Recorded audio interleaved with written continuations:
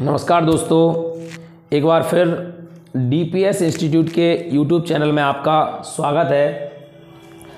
और आज हम मध्य प्रदेश पुलिस में सबसे अधिक पूछा जाने वाला जो टॉपिक है उसका नाम है प्रायिकता। प्रायिकता के बारे में चर्चा कर रहे हैं। और एमपी पुलिस में कहीं ना कहीं आप पता है कि 8 जनवरी से ये परीक्षाएं शुरू हो गई हैं और 2 से 3 नंबर का ये टॉपिक जरूरी से ज़रूर पूछा जा रहा है, क्योंकि इस टॉपिक के 3 से 4 कंसेप्ट हैं, जिसमें पहला कंसेप्ट है सिक्कों पर आधारित प्रश्न, दूसरा कंसेप्ट होगा मेरा पासे पर आधारित प्रश्न, जबकि तीसरा कंसेप्ट है मेरा ताश पर आधारित, ताश के जो पत्ते होते हैं उस पर आधारित प्रश्न, और हम कहेंगे चौथा होता है कहीं नीली गेंदें लाल गेंदें एक थैले में से निकाली जाती हैं। तो इस टाइप के प्रश्न जो है हमें इसमें देखने को मिलते हैं। और स्टूडेंट्स जब इस टॉपिक को पढ़ते हैं तो कहीं ना कहीं उनको समस्या आती है कि भाई हम इस टॉपिक को कैसे करें। प्रायिकता जो है गणित का एक ऐसा टॉपिक है जो एज यूजुअल पढ़ाया नहीं जाता है, या हम कह सकते हैं जिसको ज़्यादातर बच्चे पढ़ने से बचते हैं। तो हम बात करेंगे इस टॉपिक के बारे में, प्रायिकता के बारे में। प्रायिकता का मतलब प्रोबेबिलिटी और प्रोबेबिलिटी का मतलब संभावना। ठीक है भाई, किसी घटना के घटने की कोई संभावना होती है उसे उस कह सकते हैं घटना का प्रायिकता कह दिया जाता है। प्रायिकता को पढ़ने से पहले आपको एक जो फैक्टोरियल कंसेप्ट होता है वो उसके बारे में मैं आपको बताना चाहता हूँ। ठीक है भाई, तो जो फैक्टोरियल होता है उसका जो साइन होता है यानी चिन्ह हम कह सकते हैं इस प्रकार का इसका एक चिन्ह होता है, और हम कहेंगे इस प्रकार का भी इसका एक चिन्ह होता है। ठीक है, तो इसको जब अपन विस्तार करते हैं फैक्टोरियल का, तो फैक्टोरियल का विस्तार कैसे किया जाता है। मान लीजिए आपके सामने लिखा हुआ है फैक्टोरियल 4। फैक्टोरियल 4 को सॉल्व करना है, इसको एक्सप्लेन करना है, इसका विस्तार करना है, तो कहीं ना कहीं आपके लिए एक छोटा सा काम करना होगा। ये जो 4 लिखा हुआ है आप उल्टी गिनती शुरू कर दीजिए और मल्टीप्लाई करते चले जाइए। 4 गुणा 3 गुणा 2 गुणा 1, मैं कहूँगा 4 3 12, 12 दूनी 24, 24 से कम 24। तो हम कहेंगे फैक्टोरियल 4 का जो वैल्यू निकल कर आया वो कितना आया 24। ये मत सोचना भाई कि फैक्टोरियल 4 था तो लास्ट में क्या आएगा 4। यहाँ पर अगर मैं बात करता हूँ फैक्टोरियल 5 के बारे में, फैक्टोरियल 5 के बारे में, तो सिंपल सा तरीका होता है फैक्टोरियल 5 के लिए भी सेम टू सेम है। 5 मल्टीप्लाई बाय 4, 3 इंटू 2 इंटू 1, हम कहेंगे 5 चौको 20, 20 तिया 60, 60 दूनी 120 एकम 120। तो फैक्टोरियल 5 को खोलने पर कितना वैल्यू आ जाता है 120। अब यही संख्याएं अगर डिवाइड में हो यानी गुणा में हो तो इनको कैसे सॉल्व करेंगे, इसके लिए भाई जो मैं आपको बताने वाला हूं ऐसी गलती कभी मत करना। मान लीजिए यहाँ पर फैक्टोरियल 7 डिवाइड बाय फैक्टोरियल 4 लिखा हुआ है, फैक्टोरियल 7 डिवाइड बाय फैक्टोरियल 5 मान लीजिए ऐसा लिखा हुआ है, तो इसको आपको कभी भी ऐसे नहीं खोलना है। आपने कहा 7 6 5 4 3 2 और 1, यहाँ पर कहेंगे 5 4 3 2 और 1, ऐसे नहीं खोलना है। ऐसे खोलने पर आप कहोगे सर 5 से 5 कट गया, 4 से 4 कट गया, 3 3 2 2 और 1 1, ऐसे नहीं काटना। आपको इसके लिए सिंपल सा तरीका है कि वहां तक खोलना है जहां तक कि आपको ये फैक्टोरियल ना मिल जाए। तो आपको तो हम कह सकते हैं वहां तक खोलना है जहां तक अपन कह सकते हैं आपको ये फैक्टोरियल ना मिल जाए। तो हम कहेंगे ये 7 दिया गया तो 7 गुणा 6 गुणा फैक्टोरियल 5 बटे में कितना लिखा हुआ है फैक्टोरियल 5। 5 से 5 कैंसिल हो जाएगा, 7 छिंग 42। मैं कहूंगा इसका जो वैल्यू निकल कर आया वो कितना आ गया मेरा 42। भाई सभी लोगों को कंसेप्ट क्लियर होगा। चलिए, तो ये फैक्टोरियल को खोलने का तरीका होता है जो कुछ बच्चों को इसको सॉल्व करने में क्या आती है, समस्या आती है। तो ये समस्या आप लोगों को फेस नहीं करनी पड़ेगी, अपन लोग देख भी चुके हैं। और अभी मैं आपको जब जो इसके सम सॉल्व करवाऊंगा तो आप लोगों को कहीं से कहीं तक दिक्कत नहीं आने वाली। चलिए अब बात करते हैं पहले कंसेप्ट के बारे में, यानी कह सकते हैं कॉइन्स यानी सिक्कों के बारे में। ठीक है भाई, कॉइन्स यानी सिक्के होते हैं। सिक्कों से सवाल बनते हैं, 1 सिक्के से, 2 सिक्के से और 3 सिक्के से भी कभी कभार सवाल हमारे आ जाते हैं। तो कहीं ना कहीं जो आपको सिक्कों का कंसेप्ट है वो आपका बड़ी मजेदार है। इसमें अपन को करना क्या पड़ता है, सबसे पहले मैं एक सिक्के के बारे में बात करता हूं भाई। एक सिक्का, तो एक सिक्का जब हम उछालेंगे तो उसको उछालने पर कितने परिणाम मिलेंगे आपको भाई। एक सिक्का उछालने पर 2 की पावर n परिणाम मिलते हैं। 2 की पावर n का मतलब क्या होता है भाई, 2 तो अपने बेस है और इसकी पावर कितनी है n, और n में कितने सिक्के हमारे पास, 1, तो 2 की पावर 1 का मतलब कितना होता है 2। तो हम कहेंगे कि एक सिक्का उछालने पर सिर्फ उसके 2 ही परिणाम मिलेंगे, या तो आपका हेड गिरेगा या टेल गिरेगा, इसके अलावा तीसरा कोई परिणाम नहीं हो सकता है। एक सिक्का उछालने पर सिर्फ आपको या तो हेड मिलेगा या क्या मिलेगा, टेल मिलेगा। तो एक सिक्का उछालने पर सिर्फ कितने परिणाम मिलते हैं, 1। और कभी परीक्षा में हालांकि एक सिक्के से प्रश्न नहीं पूछा जाता, क्योंकि इसमें दो ही प्रश्न बनते हैं आप लोगों से एक सिक्के के बारे में। तो एक सिक्के को उछालने पर सिर्फ दो ही परिणाम मिल सकते हैं, या तो आपका हो सकता है हेड और या क्या हो सकता है टेल। इससे सिर्फ दो ही प्रश्न बनते हैं। बोले क्या बनेगा, एक सिक्का उछालने पर उस पर हेड आने की, हेड को हम कह सकते हैं हिंदी में शीर्ष कहा जाता है बेटा। क्या कहा जाता है, शीर्ष। अगर आपने गलती से हेड को ही ध्यान रखा, शीर्ष ध्यान नहीं रखा तो गलती हो जाएगी, क्योंकि पेपर में हिंदी में लिख कर आएगा शीर्ष, और आप कहोगे कि सर शीर्ष तो आपने बताया ही नहीं था। तो हेड का मतलब क्या होता है, शीर्ष, और टेल का मतलब क्या होता है, पुच्छ। तो मैं कहूंगा एक सिक्का उछालने पर उस पर हेड आने की प्रायिकता। तो भाई देखिए दोनों जो परिणाम है उनमें हेड कितने बार है, एक बार है, और टोटल परिणाम हमारे कितने हैं, दो। तो हम कहेंगे हेड आने की प्रायिकता कितनी हो जाएगी, 1/2। ऐसा ही नीचे प्रश्न दिया गया है मेरा, एक सिक्का उछालने पर उस पर टेल, टेल यानी क्या होता है भाई, पुच्छ, पुच्छ आने की प्रायिकता कितनी होगी। तो भाई टेल भी हमारा कितने बार है, एक बार है, और टोटल केस कितने हैं, 2। तो भाई ये जो दो प्रश्न है ये तो एक सिक्के से बस दो ही प्रश्न बनते हैं। अब कभी ऐसा मत कह देना कि सर वो आपका सिक्का आपने उछाला और वो शोले फिल्म जैसा खड़ा रह गया, ऐसा नहीं होता भाई, क्योंकि इसमें प्रायिकता क्या होती है, या तो हेड आएगा या टेल आएगा। तो एक सिक्का उछालने पर आपको प्रायिकता, तो उसकी प्रायिकता कितनी आने वाली है, 1/2 आने वाली है। कहीं से कहीं तक हमें कोई दिक्कत नहीं होगी बेटा, एक सिक्के में तो कोई दिक्कत नहीं होती। अब हम बात करते हैं दो सिक्कों की। देखिए दो सिक्के जो होते हैं, दो सिक्कों के परिणाम कितने बनेंगे। तो मैंने आपको कंसेप्ट बताया था 2 की पावर n। तो भाई 2 की पावर n मतलब कितने सिक्के हैं, यहाँ पर 2 सिक्के हैं, तो 2 की घात 2 कितना होता है, 2 दूनी 4। तो हम कहेंगे कि दो सिक्के उछालने पर आपको परिणाम 4 मिलेंगे। मैंने लिख रखे हैं हेड, हेड आएगा सिक्के पर, हेड टेल आ सकता है, टेल हेड आ सकता है, और टेल टेल आ सकता है। इसके अलावा दो सिक्के उछालने पर 4 से अधिक परिणाम आपको नहीं मिलने वाले।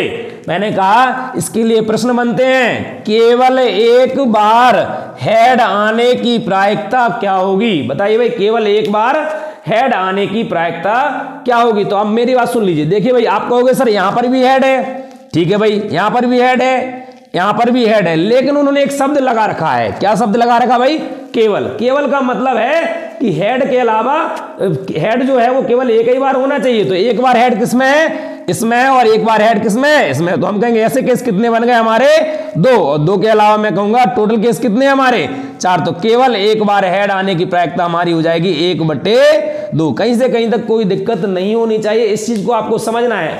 आप यहां पर गलती से भी इस हेड को मत ले लेना, क्योंकि उसने ये कहा कि दोनों में से सिर्फ एक बार हेड होना चाहिए। कितने बार होना चाहिए, सिर्फ एक बार। मैंने आगे बताया गया है भाई कम से कम एक बार टेल आने की प्रायिकता क्या होगी। देखिए अब इस शब्द में शब्दों पर ध्यान देना है बस आपको। केवल लगा है, इसका मतलब कि हेड के अलावा हेड सिर्फ एक ही बार होना चाहिए, और इसमें लिखा हुआ है कम से कम एक बार टेल आने की प्रायिकता। तो बेटा एक बार टेल आने की प्रायिकता, इसमें तो एक बार टेल है, इसमें भी एक बार टेल है, 2 हो गए, इसमें भी एक बार टेल है, लेकिन इसमें भले ही ये 2 बार बना रहा है कोई दिक्कत नहीं है, लेकिन उसने बोला है कि कम से कम। मैं आपसे जैसे बात करता हूं, मैंने आपसे कहा कि भाई मैं एक पार्टी ऑर्गेनाइज कर रहा हूं, और उस पार्टी में सिर्फ वही मेरे दोस्त आएंगे जिनके पास 15 रुपए हैं। तो 15 रुपए हैं, तो वही दोस्त आएंगे जिनके पास 15 रुपए हैं। इसका मतलब है एक दोस्त था जिसके पास 10 रुपए थे, उससे मना कर दिया भाई तू मेरे लिए सक्षम नहीं, तू मेरी पार्टी में शामिल नहीं हो सकता है। लेकिन एक मित्र था जिसके पास कितने रुपए थे, 500 रुपए थे। तो ये बताइए मैं 500 रुपए वाले को रख सकता हूं, बिल्कुल रख सकता हूं, क्योंकि उसके पास तो 15 से अधिक है। तो जैसे ही इस कंडीशन में भी वही है कि उसने बोला कम से कम एक तो होना चाहिए, ज्यादा से ज्यादा चल जाएंगे कोई दिक्कत नहीं है। तो कम से कम इसके पास एक टेल है, कम से कम इसके पास एक टेल है, और इसके पास तो भैया टेल का भंडार है। मतलब कितने बार टेल लगा हुआ है, 2 बार टेल लगा हुआ है। हमें चाहिए कितनी बार है, एक बार। तो हम कहेंगे ऐसे कितने केस हमारे बन जाते हैं, 3 केस, और हम कहेंगे टोटल केस हमारे कितने हैं, 4। तो हम कहेंगे 3/4 हमारी कम से कम एक बार टेल आने की प्रायिकता है। ओके, देखिए भाई, तो हम बात करेंगे 3 सिक्कों के बारे में। जब हम बात कर रहे थे 2 सिक्कों की, 1 सिक्के की, अब हम बात करेंगे 3 सिक्के के बारे में। तो भाई यहाँ पर परिणामों की संख्या निकालने के लिए आपको 2 की घात कितनी लगानी होगी, n, यानी यहाँ पर टोटल कितने सिक्के हैं, 3 सिक्के हैं, तो 2 की घात 3 बराबर कितने परिणाम हो जाएंगे, 8। तो हमने कहा 2 दूनी 4, 4 दूनी 8। यहाँ पर देखिए जो परिणाम बनेंगे वो हेड हेड हेड होगा, हेड हेड टेल होगा, फिर हम बात करेंगे हेड टेल हेड और टेल हेड हेड। इस प्रकार से 4 इसके जस्ट अपोजिट हो जाएंगे, tail tail tail, tail tail head, tail head tail, and head tail tail. तो ये 8 परिणाम आपके आने वाले हैं, किससे, जब हम 3 सिक्कों को एक साथ उछालते हैं। अब इसमें सवाल कैसे बनते हैं, ये सवाल देखिए मैं 2-3 उदाहरण लिख रखे हैं आपके सामने कि जब 3 सिक्कों को एक साथ उछाला जाता है, जब 3 सिक्कों को एक साथ उछाला जाता है तो तीनों पर टेल आने की प्रायिकता क्या होगी। भाई पहले पर भी टेल होना चाहिए, दूसरे पर भी टेल होना चाहिए और तीसरे पर भी टेल होना चाहिए। तो भाई एक ही केस है मेरे पास जिसमें तीनों पर टेल है, वरना इधर तो 2 पर टेल है, 1 पर हेड है। और कहीं दिख रहा है यहाँ पर 2 पर टेल है, 1 पर हेड है, लेकिन तीनों पर टेल चाहिए। तो कितने केस हैं ऐसे भाई, 1, और टोटल नंबर ऑफ केस कितने हैं, 8। तो हम कहेंगे इसकी प्रायिकता कितनी हो जाएगी, 1/8। कहीं से कहीं तक दिक्कत नहीं, तीनों पर हेड, तीनों पर टेल के लिए अपन कहेंगे सिर्फ एक ही केस बन रहा है, एक ही संभावना है तीनों पर टेल होने की, इसलिए हमने 1 को लिख दिया। और इसके 3 सिक्के उछालने पर टोटल केस कितने बनते हैं, 8। तो हम कहेंगे 1/8 हमारा इस प्रकार से हो जाता है। अब देखिए भाई अगला दिया है 3 सिक्के उछालने पर 2 पर टेल आने की प्रायिकता क्या होगी। 2 पर टेल आने की प्रायिकता क्या होगी। तो देखिए आप लोगों को सबसे पहले ये समझना होगा कि 2 पर टेल, एक तो ये 2 पर टेल है और यहाँ पर भी 2 पर टेल है, लेकिन हम कहेंगे इसमें भी तो 2 बार कितना दिया गया है, टेल दिया गया है। इसके अलावा और कोई केस आपको नहीं दिख रहा है जिसमें आपको 2 बार टेल मिल जाए। तो हम कहेंगे 1, 2 और तीसरा, तो हम कहेंगे 3, और टोटल केस अपने कितने हैं, 8। तो हम कहेंगे 2 बार टेल आने की प्रायिकता, 2 बार पुच्छ आने की प्रायिकता कितनी हो जाएगी, 3/8। ये ध्यान रखना आप लोगों को कि 2 बार तो देखो ये भी दिया है, 2 बार तो ये भी दिया है। मैंने भी आपको बताया था ना, ज्यादा तो चल जाएगा, कम नहीं चले। कम का मतलब आप सोचो 2 बार टेल, तो इसमें 2 बार टेल नहीं ले पाएंगे हम। इसमें 2 बार टेल इसलिए ले लेंगे क्योंकि इसमें 1 बार टेल एक्स्ट्रा दिया गया है। तो 3 सिक्के उछालने पर 2 पर टेल आने की प्रायिकता जो हो जाएगी मेरी कितनी हो जाएगी, 3/8। यहां पर आगे बात करेंगे केवल एक सिक्के पर हेड आने की प्रायिकता। केवल बोल रखा है भैया, केवल का बहुत महत्व है इसमें। मतलब एक ही सिक्के पर क्या होना चाहिए, हेड होना चाहिए, और बाकी 2 पर क्या होना चाहिए, टेल। तो 2 पर टेल वाले और 1 पर हेड वाले कौन से हैं, तो देखिए हम कहेंगे सिर्फ एक सिक्के पर हेड यहां पर है, एक केस हमारा ये हो जाता है, और दूसरा केस हमारा कौन सा हो जाता है भाई, एक हमारा ये हो जाता है, और हम कहेंगे तीसरा केस हमारा कौन सा हो जाता है, ये वाला। तो ये 3 केस दिख रहे हैं आपको, 1, 2 और 3। इनमें हम कहेंगे सिर्फ हेड दिया, और कहीं आपको अकेला हेड दिख रहा है, नहीं। इसमें 2 बार हेड है, इसमें 2 बार हेड है, इसमें भी 2 बार हेड है, और इसमें तो अकेला हेड है ही नहीं।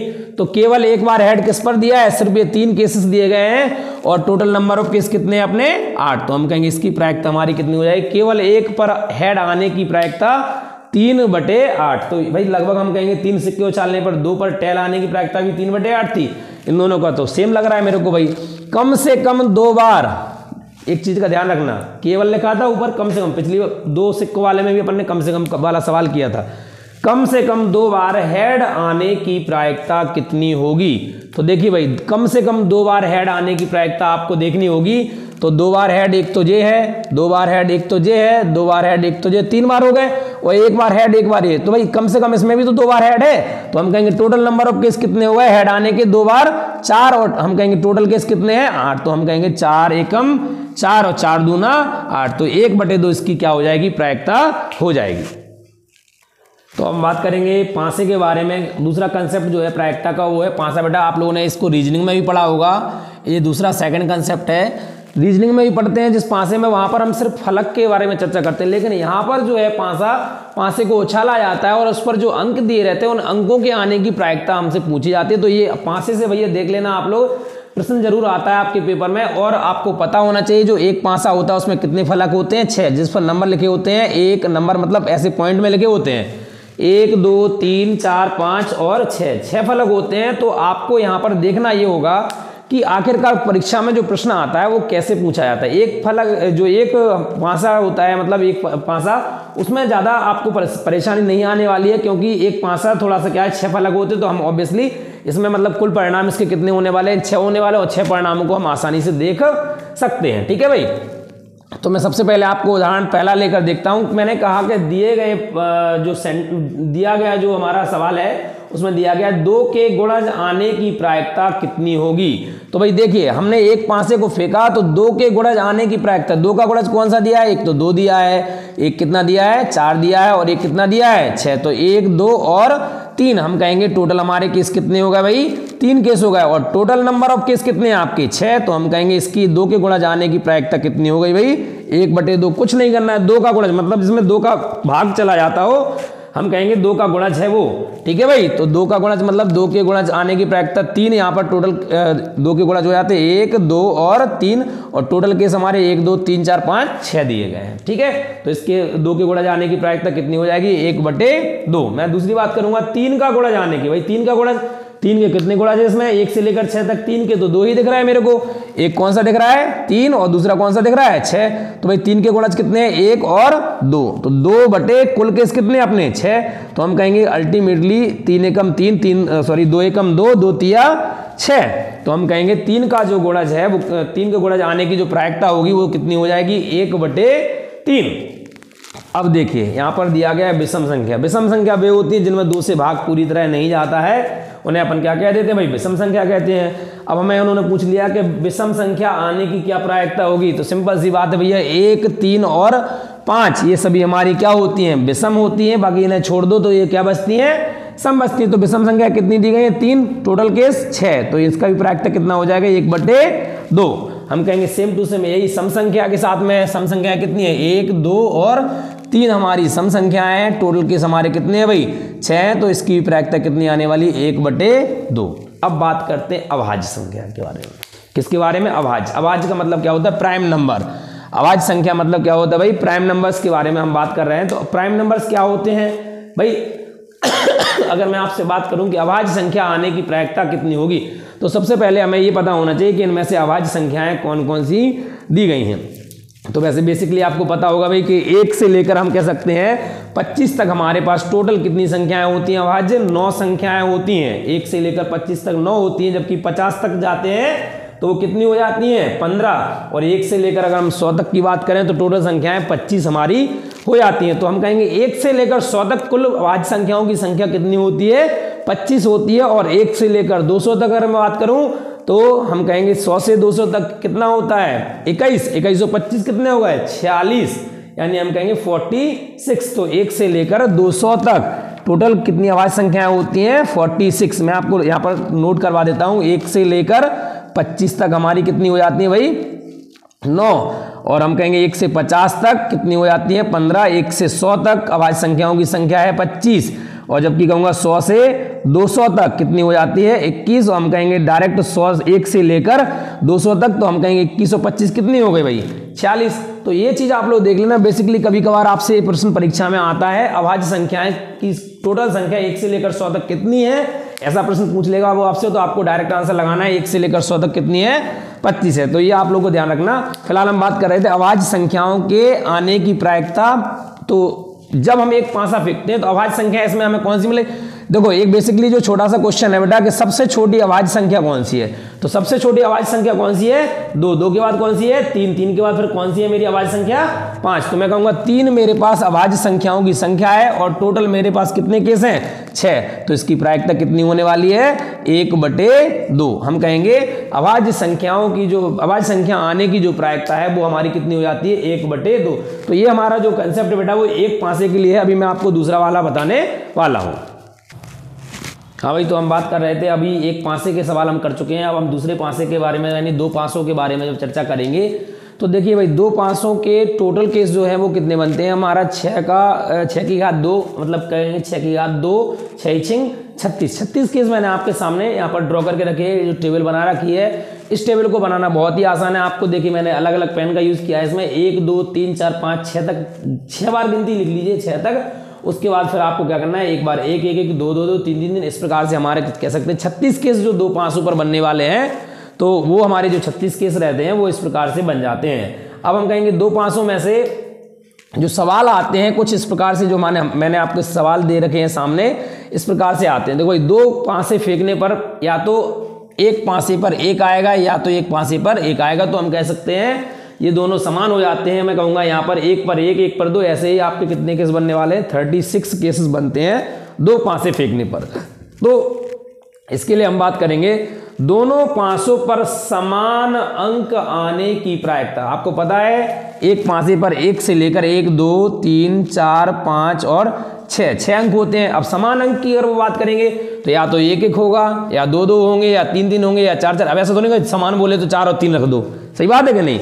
तो समान अंक आने की प्रायिकता, तो भाई समान अंक लाने के लिए आपको ये पता होना चाहिए कि टोटल हमारे समान अंक हैं कितने, तो हम कहेंगे देखिए यहाँ पर 1 1 1 कैसे हो गया, 2 2 3 3 4 4 5 5 और 6 6। इसके अलावा आप एक कह सकते हैं, ये जो दिया गया है डायगोनल, अगर आप इसको देखते हो तो हम कह सकते हैं 1 2 3 4 5 6, टोटल केस हमारे समान अंक वाले कितने हैं 6, और हम कहेंगे नंबर ऑफ टोटल केस कितने हैं 36, तो इसके आने की प्रायिकता कितनी हो जाएगी 1/6। ये भाई सभी लोगों को क्लियर हो जाएगा, क्योंकि अगर आपने ये टेबल ड्रॉ करके, पेपर में टेबल को ड्रॉ नहीं करना है, पेपर में सिर्फ इसको प्रैक्टिस करके जाना है आपको, जहां से क्लियर हो जाए कि भाई समान अंक कितने बार होते हैं, 2 500 पर समान अंक कितने बार होते हैं, तो ये चीजें आपको प्रैक्टिस से आएंगी, थोड़ा सा प्रैक्टिस भी करना पड़ेगा इसके लिए, ठीक है भाई।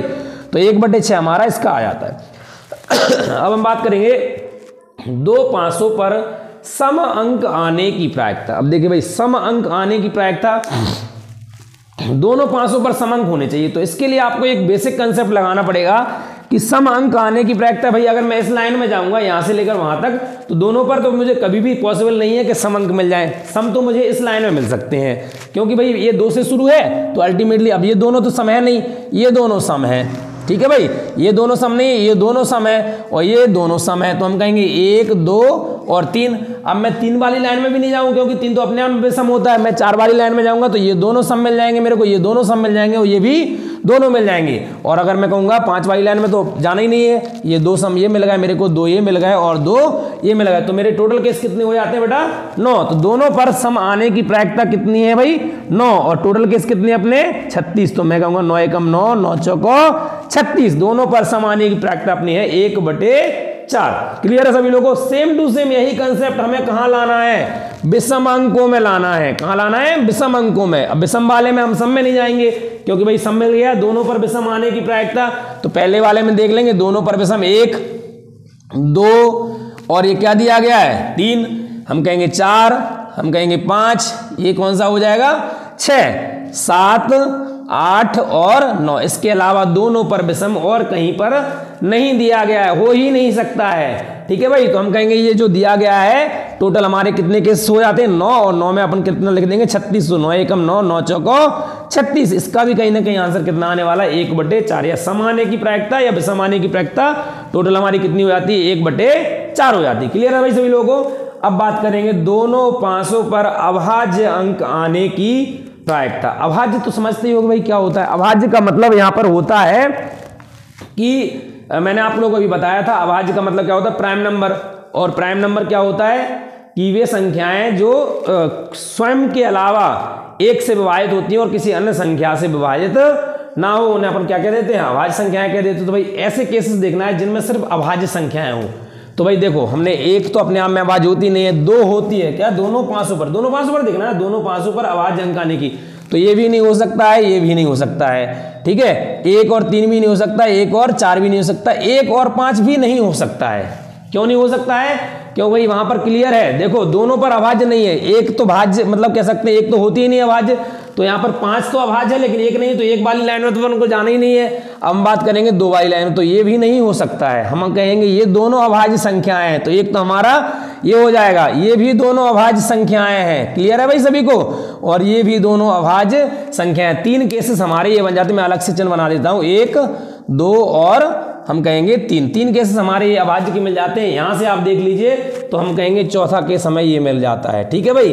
5वां केस हमें ये मिल जाता है, कोई दिक्कत नहीं है। और 6वां केस हमें कौन सा मिल जाता है, ये मिल जाता है। इसके अलावा हम अभाज्य के लिए और ढूंढेंगे तो देखिए भाई यहाँ पर भी हमें कहीं से कहीं तक दिखने वाला नहीं है, क्योंकि यहाँ पर तो 2 4 दिया है, तो जो कि भाज्य होता है।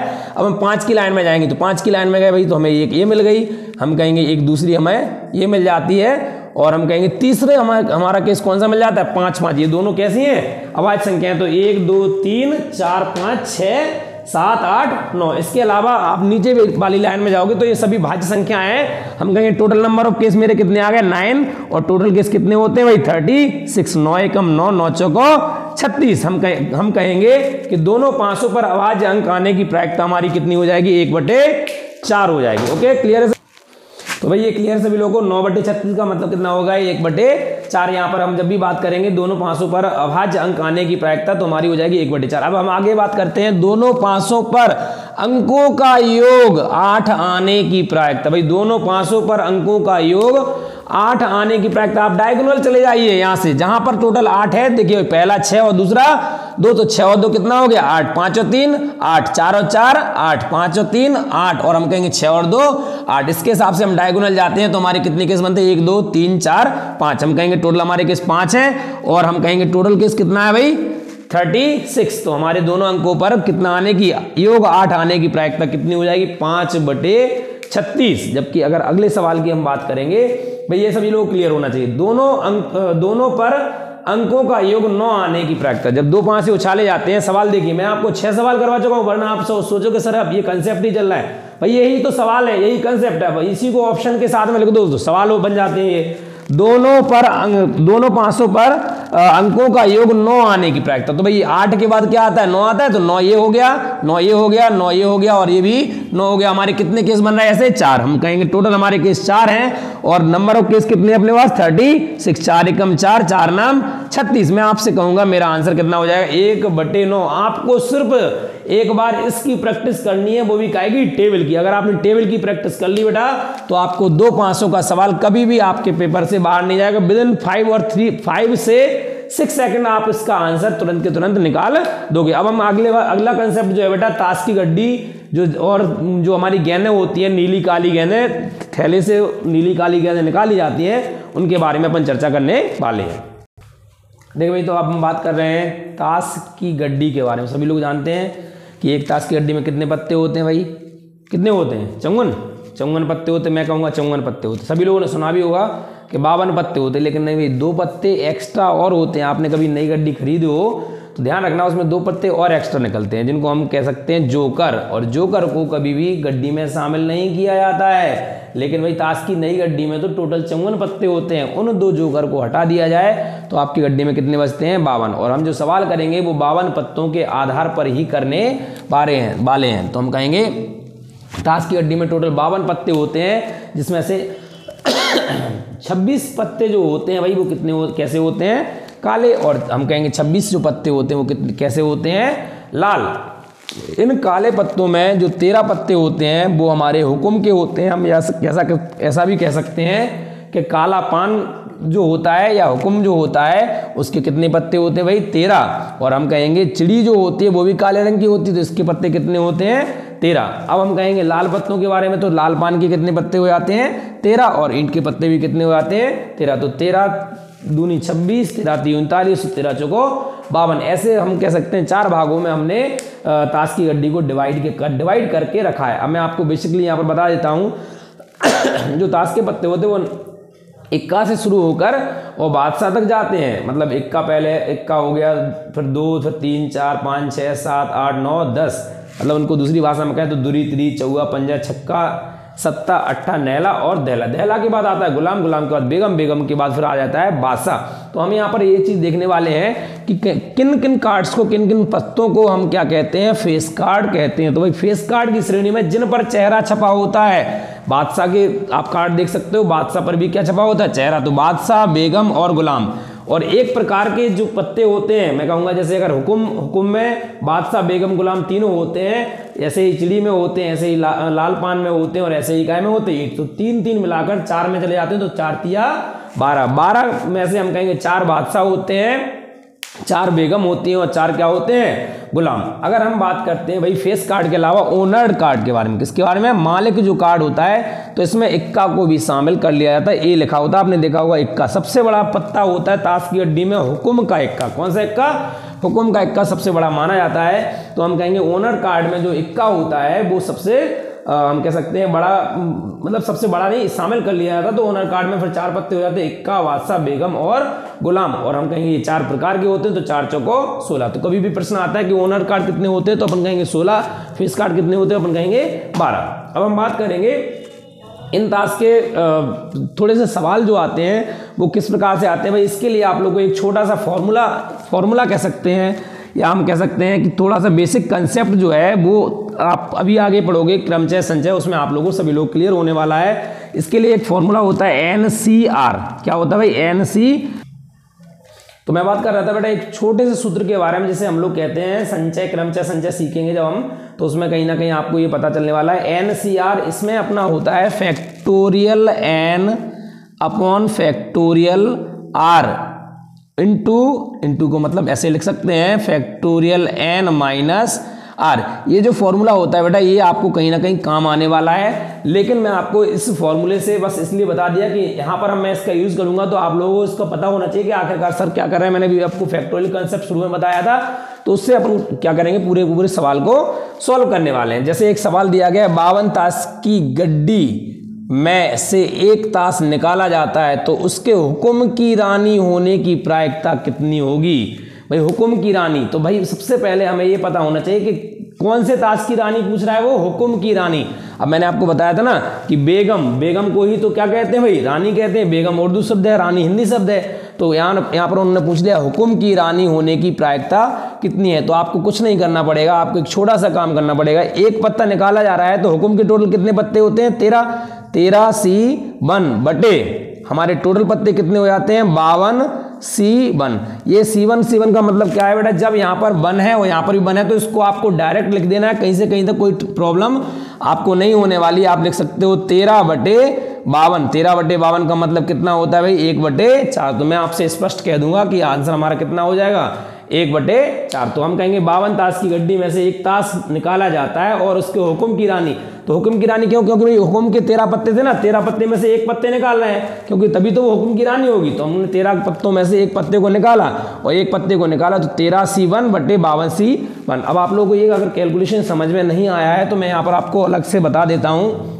देखिए भाई, इसके लिए आप लोगों को 13 C1 का मतलब हो जाता है यहाँ पर 13 C1 का फैक्टोरियल 13 बटे फैक्टोरियल कितना हो जाएगा, 1। ठीक है भाई, फैक्टोरियल 1 और क्या हो जाएगा, 13 में से 1 गया कितना, फैक्टोरियल 12। अब आपको यहाँ पर समझ में ये आ जाएगा कि 13 को हम जब खोलेंगे तो 13 गुणा फैक्टोरियल 12 और 1 का तो 1 ही हो जाएगा। और ये फैक्टोरियल 12 कितना है, फैक्टोरियल 12 से 12 क्या हो जाए, कैंसिल। तो हमारा कितना बचेगा, 13। ऐसे ही करके नीचे वाले को भी सोल्व करेंगे, इसलिए हम इसको डायरेक्ट लिख सकते हैं। जब यहाँ पर C के बाद यहाँ पर R का वैल्यू कितना होता है, 1 होता है, तो आपको इसको पूरा सॉल्व आउट करने की जरूरत नहीं है, आप डायरेक्ट इसको निकाल सकते हो 13/52 करके। तो इसका आंसर अपना कितना आया था, 1/4। क्लियर है भाई सभी लोगों को। दूसरा सवाल देखिए, यदि ताश की गड्डी में से 2 पत्तों को निकाला जाता है, कितने पत्ते निकाल रहे भाई, 2। अब 2 निकाल रहे हैं, अभी कितने निकाल रहे थे, 1 निकाल रहे थे। तो उनमें से 1 के गुलाम तथा 1 के बेगम होने की प्रायिकता क्या होगी। तो भाई 1 गुलाम होना चाहिए और 1 क्या होना चाहिए, बेगम होना चाहिए। तो इसके लिए देखिए भाई, आप लोगों को बहुत ध्यान से देखना होगा कि मैंने 52 पत्तों में से कितने पत्ते निकाले हैं, 2, और 1 गुलाम होना चाहिए और 1 क्या होना चाहिए, बेगम। अब इसमें इन्होंने स्पष्ट नहीं कहा है कि हुक्म का होना चाहिए, चिड़ी का, लाल पान का या फिर ईंट का, इसीलिए आपको ज्यादा टेंशन नहीं लेना है। आपको तो टोटल नंबर ऑफ गुलाम चाहिए, कितने होते, तो भाई कुल गुलाम कितने होते हैं, 4 में से हम क्या निकालेंगे, 1 को निकालेंगे। यहाँ पर उन्होंने कहा बेगम कितनी होती है, तो बेगम हमारी कितनी है भाई, 4। तो 4 में से 1 को हम यहाँ पर निकालेंगे बटे, हम कहेंगे टोटल हमारे पत्ते कितने थे, 52 C2। अब देखिए यहाँ पर एक छोटा सा शब्द लिखा हुआ है तथा, मैं आपको बता देता हूं, तथा, एवं और तीनों लिखे हो तो आपको प्रायिकता में हमेशा मल्टीप्लाई लगाना है। और यदि लिखा हो शब्द या अथवा, दोनों में से कोई एक, या लिखा हो या अथवा लिखा हो, तो आपको लगाना है चिन्ह कौन सा, प्लस का। तो हम कहेंगे 4C1 और हमने कहा तो और लिखा था ना, तथा लिखा था, तो तथा के लिए हम क्या लगाएंगे यहाँ पर, मल्टीप्लाई। तो हम कहेंगे कि 4C1 का कितना होने वाला है, 4, और इसका भी कितना होने वाला है, 4। ये जो 52 C2 है, इसको जरूर हम खोलेंगे, 52 का 52, यहाँ पर हम कितना लिख देंगे, 51। और यहाँ पर जो फैक्टोरियल कितना दिया गया है भाई, 52, 51 यहाँ पर अपना आने वाला है। अब पूरा बाकी कट जाएगा, कोई दिक्कत नहीं रहेगी। तो हम कहेंगे 4 एकम 4, 13 चौको 52, और ये 4 का 4 लिख दिया, 13 का 51 में गुणा किया, सो 13 एकम 13, 13 पंचे 65 और कितना होता है, 66। 4/663 हमारा ऑप्शन नंबर सी हमारा करेक्ट आंसर है। तो कहीं से कहीं तक आपको दिक्कत नहीं होगी भाई, ताश के जो पत्ते होते हैं, ताश के पत्तों में आपको आसानी से ये समझ में आने वाला है। अभी अपन देखिए इसी कंसेप्ट के आधार पर बॉल के सवाल करने वाले हैं। तो भाई देखिए, हम थोड़ा सा एक जो गेंद वाले जो सवाल होते हैं उनको थोड़ा सा अपन देखेंगे कि कैसे इनको किया जाता है। मैंने आपको बताया अभी थोड़ी देर पहले ही, एक थैले में 3 लाल, 5 पीली और हम कह सकते हैं 7 गुलाबी गेंदें हैं। यदि थैले में से एक गेंद को निकाला जाता है, यदि थैले में से एक गेंद को निकाला जाता है तो इस गेंद के लाल या गुलाबी होने की प्रायिकता क्या होगी। मैं अभी आपको बता चुका हूं, कंसेप्ट भी बताया था कि जब आपको दिया गया हो तथा और या एवं, तो आपको क्या लगाना है भाई, मल्टीप्लाई। क्या लगाना है, मल्टीप्लाई। और मैंने कहा था या दिया गया हो या अथवा दिया गया हो तो आपको क्या लगाना है, हमेशा एडिशन, यानी हम कह सकते हैं जोड़। तो बस ये जो हमारा सवाल है इसी कंसेप्ट पर आधारित है। आप लोगों को इसके लिए बेसिकली एक छोटा सा तरीका देखना है। उन्होंने पूछा है लाल या गुलाबी, तो हम कहेंगे लाल गेंदों की संख्या हमारे पास कितनी है, तो 3 गेंद है। 3 गेंदों में से एक निकालेंगे तो क्या हो जाएगा, 3C1। और या लगा है, इसका मतलब क्या लगाएंगे, प्लस का चिन्ह। और यहाँ पर उन्होंने बोला है गुलाबी गेंद है, गुलाबी गेंदें कितनी है, 7। 7 में से एक गेंद निकाल दी, कोई दिक्कत नहीं है भाई। अब मैंने कहा टोटल मेरे पास गेंदें कितनी है, तो 3 और 5 8, 8 और 7 कितना हो गया, 15 गेंदों में से मैंने एक गेंद को निकाला। अब बस इसको सॉल्व करना बाकी रह गया। मैंने आपको बता ही चुका हूं कि जब 1 दिया गया हो आर का वैल्यू, तो आपको इसको ज्यादा परेशान नहीं होना है। 3 का 3 लिख दीजिए, 7 का 7 लिख दीजिए, 15 का 15। 7 और 3 कितना हो गया, 10/15। ऑप्शन में दिख रहा है क्या 10/15, नहीं।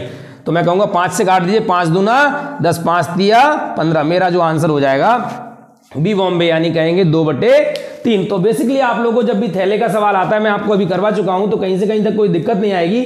और ऐसे सवालों को आप लोगों को परीक्षा में देखने को मिल सकते हैं। भाई ध्यान से इस टॉपिक को बार बार देख लेना, सॉल्व कर लेना। कहीं से कहीं तक कोई दिक्कत हो तो आप मेरे से कांटेक्ट कर सकते हो, या कमेंट बॉक्स में लिखकर आप मेरे को भेज सकते हो। बाकी आप लोगों को जो बेसिक काम करना है, मैं हर वीडियो में आप लोगों से कहता हूं कि आपको चैनल को सब्सक्राइब, शेयर और लाइक सबसे ज्यादा करना है। क्योंकि भाई अगर अपनी लाइव क्लास शुरू हो गई तो फिर आपका जो टाइम पीरियड रहता है ना, किस लिमिटेड टाइम के, आपको इतने टाइम में यही करना है, मतलब सर इतना छोटा वीडियो बना रहे हैं, मैं पूरे कंसेप्ट नहीं समझ पा रहा हूं, तो कहीं से कहीं तक कोई दिक्कत नहीं होगी। हमारी लाइव क्लास जल्दी ही शुरू होने वाली है।